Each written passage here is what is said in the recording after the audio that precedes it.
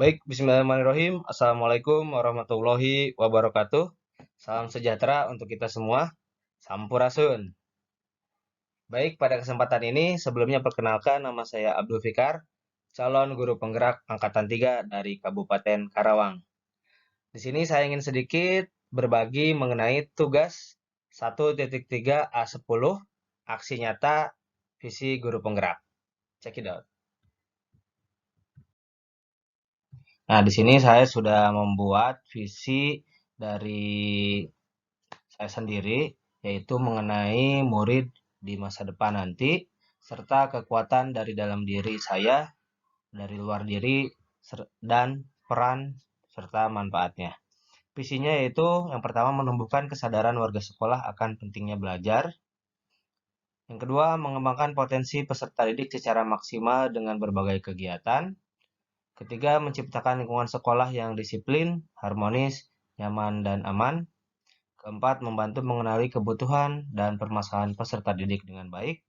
Kelima, menciptakan peserta didik yang unggul dalam prestasi, berkarakter, berdasarkan iman dan takwa, dan berbudaya lingkungan.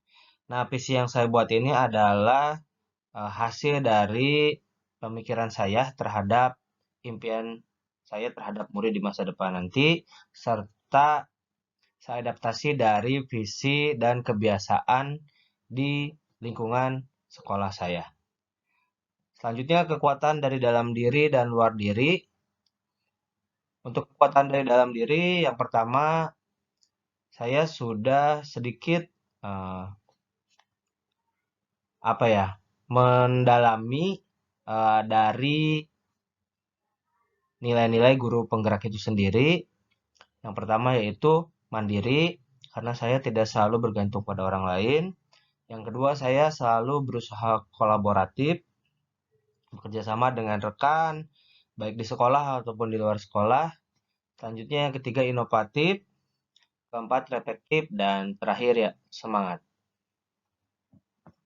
Akan tetapi tentunya saya sendiri masih merasa bahwa kekuatan dari dalam diri saya ini harus selalu ditingkatkan, harus selalu diperbaiki, dan harus apa ya, membuat diri saya tidak cepat puas gitu untuk terus-terus melakukan perbaikan secara dinamis.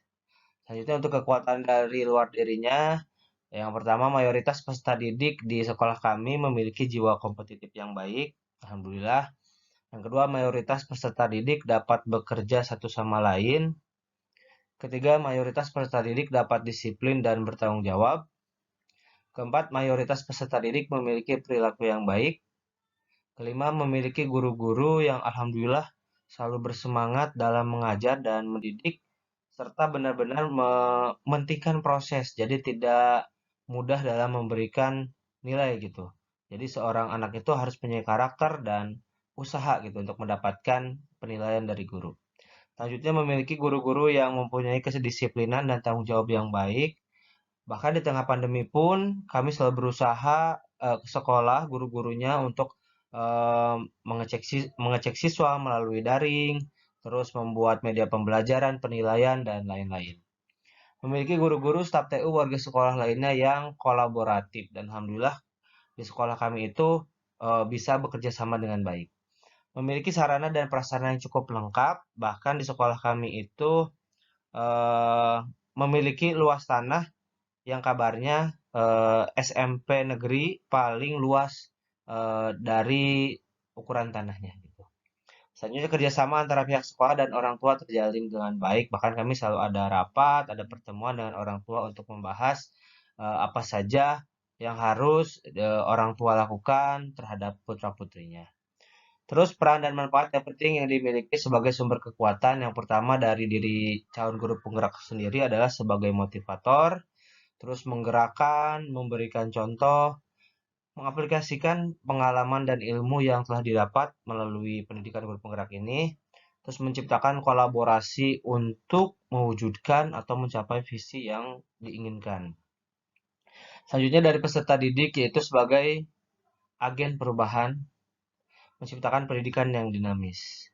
Dari staf TU, dari guru, warga sekolah lainnya, dan orang tua terciptanya kolaborasi dan ekosistem sekolah yang dinamis. Selanjutnya dari sarana dan prasarana sebagai penunjang terwujudnya visi serta memaksimalkan potensi yang dimiliki oleh guru, peserta didik, dan ekosistem sekolah. Selanjutnya latar belakang dari aksi nyata yang saya lakukan adalah yaitu prinsip IA atau Inquiry Apresiatif dan ajaran filosofi Ki Hajar Dewantara tentang merdeka belajar dan percaya bahwa setiap murid memiliki potensi untuk melakukannya. Jadi sebagai guru kita harus percaya bahwa murid itu punya potensi untuk melakukan hal-hal yang tentunya bermanfaat. Dalam hal ini guru memahami bahwa murid memiliki potensi yang sama tingginya. Jadi semua murid pasti punya potensi.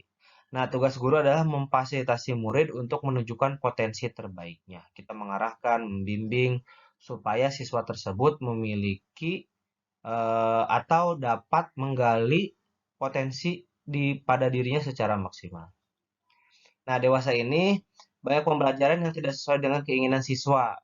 Padahal kan tentunya karakter siswa, keinginan siswa, kebiasaan siswa tentunya berbeda-beda. Nah, oleh karena itu, sebagai guru kita juga harus mengerti apa keinginan mereka, apa saja yang pas untuk dilakukan kepada siswa. Banyak hal yang mempengaruhi antara lain suasana kelas, metode mengajar guru, hubungan guru dan siswa. Nah, pendidik lebih sering menyampaikan pembelajaran dengan cara ceramah tanpa diselingi hal-hal yang menarik dan cenderung membosankan atau monoton. Hal ini membuat perilaku siswa menjadi buruk seperti tidur di kelas, bercerita dengan teman sebangku, bermain handphone, menggambar, dan perilaku lainnya. Intinya tidak fokuslah siswa gitu ya. Kita sebagai guru tentunya tidak ingin melihat siswa berperilaku seenaknya seperti tersebut, apalagi ketika kegiatan belajar mengajar. Nah, inilah yang mendorong saya ingin membawa aksi nyata dengan melibatkan siswa dalam proses perencanaan belajar mengajar dengan harapan mereka merasa bertanggung jawab terhadap pembelajaran yang dilaksanakan, terus mereka juga semangat, tergugah, terus paradigma guru BK sebagai polisi sekolah juga terhapus karena guru BK itu selalu dikaitkan dengan galak, terus suka ngehukum, padahal bukan sama sekali seperti itu. Harusnya guru BK itu menjadi sahabat siswa dan ingin apa ya menerapkan merdeka belajar, terus berpihak pada murid dan semoga guru BK juga tadi bisa jadi sahabat siswa yang membantu mengarahkan, membimbing siswa agar memaksimalkan potensi yang dimiliki. Selanjutnya tujuannya selain tadi yaitu yang pertama ingin supaya kelas belajar yang menarik. Kedua, membangkitkan minat belajar siswa. Ketiga, mengembangkan potensi yang dimiliki siswa secara maksimal. Keempat, membantu mengenali kebutuhan dan permasalahan peserta didik. Dengan apa? Dengan konseling, dengan observasi, dengan kolaborasi dengan rekan sejawat, diskusi, dan lain-lain. 5. Menciptakan siswa yang unggul dalam prestasi, beriman, bertakwa, berkarakter, dan berbudaya lingkungan. Dengan apa? Dengan kegiatan-kegiatan tentunya yang mendukung supaya terciptanya tujuan ini. Tentunya tolak ukurnya adalah yang pertama terlihatnya siswa bersemangat dan gembira. Yang kedua, siswa mengikuti berbagai kegiatan yang positif baik di sekolah ataupun di luar sekolah. Terus yang ketiga, memiliki siswa yang memiliki kecerdasan emosional dan spiritual. Keempat, memiliki siswa yang berprestasi dan berkarakter. Kelima, terwujudnya profil pelajar Pancasila. Nah, untuk selanjutnya adalah lini masa tindakan yang dilakukan. Di sini ada 3 tahapan. Yang pertama yaitu tahap perencanaan. Dengan cara apa? Yang pertama yaitu melaksanakan sosialisasi dan kolaborasi dengan rekan kerja terkait aksi nyata oleh guru penggerak sendiri. Yang kedua, memberikan laporan kepada kepala sekolah terkait penerapan aksi, karena bagaimanapun kepala sekolah harus tahu. Kedua, tahapan pelaksanaan yaitu yang pertama dengan memperkenalkan apa itu program guru penggerak, terus pemikiran dari Ki Hajar Dewantara itu seperti apa, mewujudkan profil pelajar Pancasila dari mulai di kelas, di ruang guru, rapat, dan MGMP. Jadi guru bisa menjelaskan ketika di pembelajaran di kelas, terus ketika ngobrol dengan rekan guru, dan ketika rapat, ataupun ketika MGMP. Kedua, memberikan pelayanan bimbingan konseling dengan baik agar dapat menerapkan merdeka belajar dan berpihak pada murid. Ketiga, melaksanakan kegiatan bimbingan klasikal yang mampu membangkitkan motivasi belajar siswa. Nah, tentunya di sini guru BK harus inovatif ya dan kreatif supaya materi yang diberikan atau cara penyampaiannya tidak monoton. 4. Membuat evaluasi dan indikator ketercapaian terhadap aksi nyata yang sudah dilaksanakan. Nah, bagaimanapun kita harus menilai, kita harus melihat sejauh mana keberhasilan dari aksi nyata yang kita lakukan. Yang terakhir ketiga yaitu tahap refleksi dengan cara melaksanakan kegiatan refleksi bersama rekan-rekan guru di SMP 1 Lagasari. Kedua, mengungkapkan perasaan dan pemahaman yang timbul setelah proses penerapan aksi nyata. Nah, selanjutnya aksi nyata yang saya sudah lakukan sebagai calon guru penggerak. Di sini yang pertama ada kolaborasi dalam kegiatan MGBK Komisariat Telagasari. Nah, dalam kegiatan MGBK ini banyak hal yang dibahas tentunya seperti mengenai perangkat pembelajaran, terus permasalahan di sekolah, info pelatihan-pelatihan, tentang P3K, dan juga menyinggung tentang guru penggerak itu sendiri.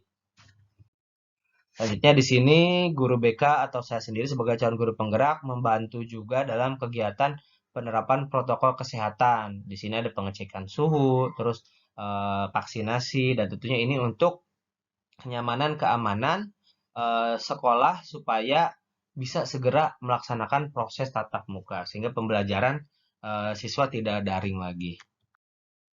Selanjutnya terlibat dalam kegiatan rapat sekolah sekaligus sedikit menjelaskan tentang aksi nyata yang akan dilakukan. Jadi eh, guru BK atau saya sendiri di sini mencoba memberikan sedikit hal-hal yang sepertinya bisa dilakukan oleh sekolah kami untuk eh, apa ya perkembangan secara dinamis terhadap siswa atau sekolah.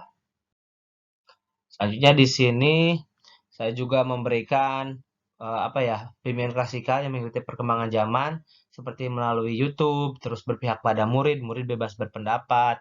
Di sini saya juga melakukan perhatian melalui arahan, bimbingan melalui grup WA kelas. Saya juga di sini memberikan pemahaman karakter melalui pamflet dan lain-lain. Nah, ini kegiatan bimbingan dan arahan secara langsung. Ini saya sosialisasi mengenai apa ya protokol kesehatan, terus apa saja yang harus dilakukan siswa. Terus saya juga memberikan konseling kepada siswa. Di sini mengawas PTS, terus di sini juga mengecek serta melihat sejauh mana persiapan ANBK.